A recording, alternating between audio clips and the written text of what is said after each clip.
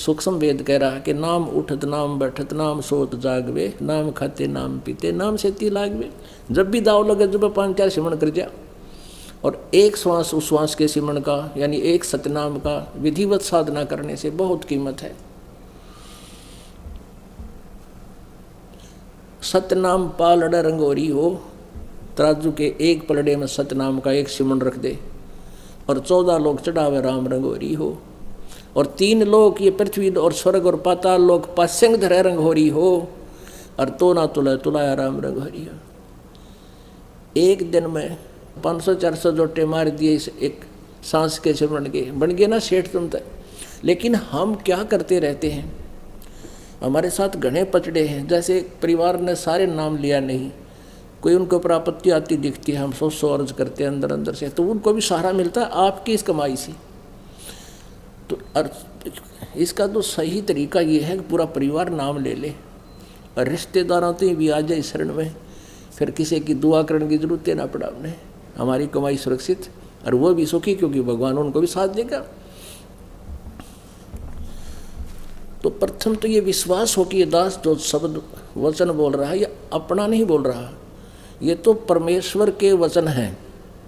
उन्होंने जो 600 वर्ष पहले बोले थे, दास तो एज ए टेप रिकॉर्डर, उनको याद करके आपको आदेश दे रहा हूँ कि भगवान का ये आदेश है। मानोगे तो सफल होगा, क्योंकि भगवान का विधान है, वो यूजलेस नहीं हो सकता, उनका एक वचन भी व्यर्थ नहीं हो सकता।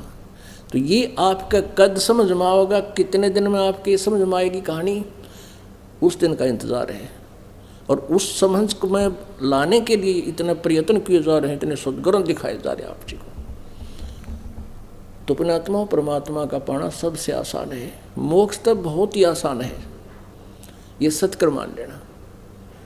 कोई बात है कोई ना, यो ज्ञान ऐसा आपके समझ में आ जाएगा कि हमने मृत्यु तो अपनी होएगी यहाँ से, ये तो डेफिनेट है। चाहे हम राजी रहें चाहे नाराज रहें, रोएं या कैसे करें, मरना अवश्य है।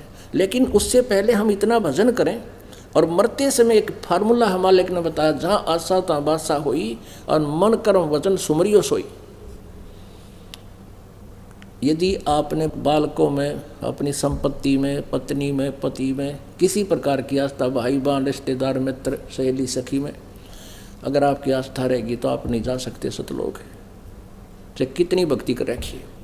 तो अंत समय में हमारी आस्था मरे, जब नो डर लग गया भगवान, फिर जब जन्म हो गया तो ये प्रोसीजर फिर शुरू। जन्म हुआ, शिक्षा ग्रहण करी, नौकरी ना मिली तो मजदूरी करी, संतान शादी होगी, विवाह हुआ, संतान हुई, कुछ मर गई कुछ बच गई, टक्कर मारी, सारा दिन खाओ और पाओ, धंधा करो, पढ़ो, सो जाओ, फिर दिन में फिर पढ़ो, सो ये कोई प्रोसीजर है, ये कोई जीवन है? फिर मृत्यु का पल पल में डर। तो इस बखेड़े को याद रखे।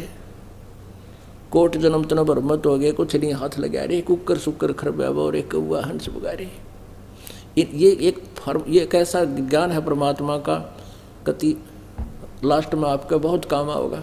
तो मरते समय कति भूल जा सब क्या इन्हें, और सतलोक की सुरती ला दे। ऊपर तो नहीं, बनावटी नहीं, अंदर की कसक बनाओगी। जैसे बालक का कसक हो जाए अगर कहीं जाने की, वो इतनी उमंग हो जाती है कहीं और मन नहीं जाता, फिर सीधा टारगेट वही होता है। ऐसा हो जाएगा लास्ट में, कमाई आपकी खूब हो जाएगी, पर इसको बर्बाद ना करना, व्यर्थ ना होने देना, किसी को आशीर्वाद नहीं देना, शरण नहीं छुआना, और अपनी मर्यादा में, क्योंकि इससे हमारी कमाई समाप्त होती है। ये बताओ, ये फार्मूले आपने याद रखने। इसलिए आपको बुलाया जाता है कि प्रत्येक सत्संग में आपको इस भगवान के रंग में रंग दिया जाए। इसमें कुछ बहुत से फाउल पॉइंट भी वर्णन किए जाते हैं, और बहुत सी नई नई वस्तुएं प्रत्येक सत्संग में कोई ना कोई नई अवश्य आप तक पहुंचती है। तो इसलिए इस अंतिम सांस तक ये ज्ञान यंग भी आपने बराबर रखना पड़ेगा। सत्संग में आना पड़ेगा, दर्शनार्थ आना पड़ेगा, क्योंकि जब तक हम मरीज हैं डॉक्टर के संपर्क में रहना पड़ेगा। और हम मरीज हैं इस हॉस्पिटल में, हम यहाँ पर इस काल के हॉस्पिटल में, काल के हम इस पृथ्वी लोक में जब तक हमारा जीवन है हम मरीज हैं। और इस ट्रीटमेंट से आपका जन्म मृत्यु का रोग नाश होगा। और अंतिम सांस तक जब तक रोग मुक्त नहीं हो जाते, ये औषधि खानी ही पड़ेगी। राम नाम रटते रहो जब तक घट में प्राण, और कदे त दीन दयाल के भनक पड़ेगी कान। अंतिम सांस तक सिमरण करना है। यही गीता जी अध्याय नंबर 8 के श्लोक नंबर 13 में कहा कि ओम इति एक अक्षरम ब्रह्म व्यवहारण माम अनुसमरण ये प्रयाति तजन देहम सयाति परमाम गति। अंत समय में भी इसका सिमरण करता हो जाता है तो ब्रह्म लोक में चला जाता है। और उस परमेश्वर का गीता जी अध्याय नंबर 8 के श्लोक नंबर 7 और 5 में तो गीता ज्ञानदाता कहता है मेरा सुमरण कर मुझे प्राप्त होगा। गीता जी अध्याय नंबर 8 के श्लोक नंबर 8, 9, 10 में कहता अर्जुन जो उस परमेश्वर की परम अक्षर ब्रह्म की भक्ति साधना करता उस 3 मंत्र के जाप से, तो अंत समय में भक्ति की शक्ति से और उसी को प्राप्त हो जाता है। जहाँ आशा तहाँ बासा हुई और मन कर्म वचन सुमरियो सोई। तो फिर हम इस भक्ति की शक्ति भी हमारे को साथ देगी। उस समय परमात्मा ऐसी व्यवस्था बनाएगा आपकी कि आपका कुछ भी याद नहीं आने देगा और ज्ञान आपके साथ होगा। तो ऐसे परमात्मा पाना सतलोक जाना बहुत आसान है, पर मर्यादा निभाना ये कठिन है। क्योंकि मर्यादा वो है जो हमने ना करनी चाहिए थी। बीड़ी शराब मांस तम्बाकू खाना ये मनुष्य का आहार नहीं, ये तो राक्षसों का आहार है। और फिर रिश्वत लेना, बुरी नज़र रखना, ये तो वैसे सब आदमी का वैसे ही कार्य नहीं होता। तो ये मर्यादा क्या, फिर आन उपासना नहीं करनी। आपको ज्ञान हो जाएगा कि देवी देवताओं की पूजा नहीं करनी हमने।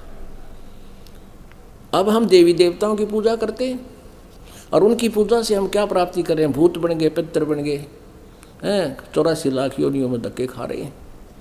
और हमारा समाज इन्हीं पूजाओं पर इतना आरूढ़ है कि कोई ये कह दे कि देवी देवताओं की पूजा नहीं करनी, सुन कविराज जी को ना मुँह च डालेंगे, चल यो अच्छा आया, देवी देवताओं की पूजा भी नहीं करने देता, जबकि हमारे सदग्रंथ भी मना करते हैं।